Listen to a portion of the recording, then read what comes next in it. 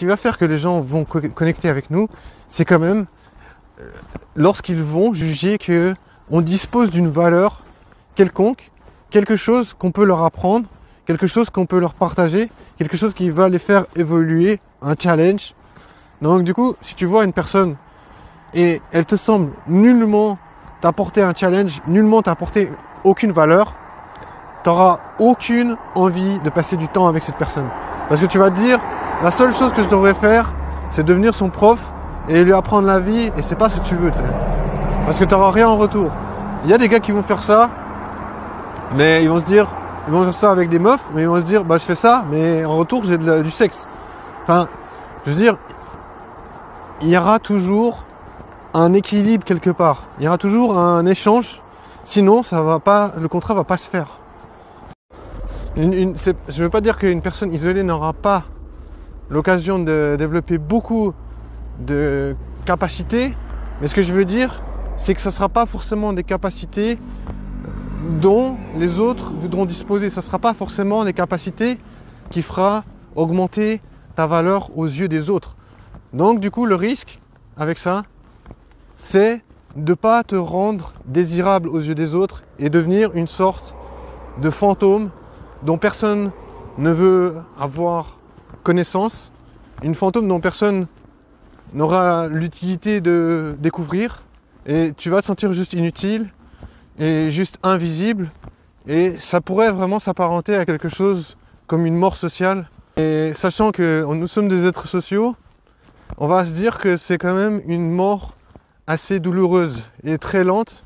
La mort sociale, qu'est-ce que ça veut dire? C'est pas une mort irréversible, c'est pas vraiment comme la véritable mort physique, mais cependant le problème c'est que une mort sociale, ça veut vraiment dire que tu vas être en chute libre au niveau de ta valeur sociale. Ça veut dire que, comme on disait, c'est qu'il y a très peu de gens qui vont être capables de voir ta valeur.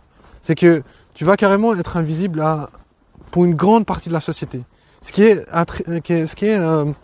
quelque chose de très difficile à vivre finalement, parce que tu peux perdre un peu foi en l'humanité et te dire mais finalement les gens ils sont intéressés qu'à ton argent, ou alors que c'est pas forcément ça. C'est que les gens ils ont besoin d'être stimulés, et tu vas pas voir un film au cinéma où tu as une image qui veut rien dire, où tu n'arrives pas à mettre du sens, tu n'arrives pas à comprendre. Je veux dire, t'arrives pas. C'est comme l'exemple que j'utilisais avant. On imagine que nous, on est un film. Genre, qu'est-ce que tu veux être comme film? Qu'est-ce que tu veux présenter à tes spectateurs? Les spectateurs qui sont les personnes qui vont te côtoyer dans ton environnement. Qu'est-ce que tu veux être comme film? Après, c'est pas garanti que tu vas être exactement ce que tu recherches. Parce que tu peux avoir une idée de dire, ah tiens, je suis tel ou tel personnage, plein d'actions, plein d'aventures et tout. Mais en fait, au final, les gens ils vont découvrir, ils vont se dire, mais attends, mais lui il se prend pour le pire aventurier, alors qu'en fait c'est un gros geek. C'est pas le but d'être tel ou tel film, parfait, James Bond, machin, mais plutôt tendre vers quelque chose. Tendre vers quelque chose qui va nous rendre service. Ça veut dire devenir un personnage qui nous inspire. Après, bien sûr, ça reste une métaphore, le film, c'est juste pour dire que il faut développer sa valeur dans des domaines qui nous inspirent et qui risquent bien, par la suite, d'inspirer les autres.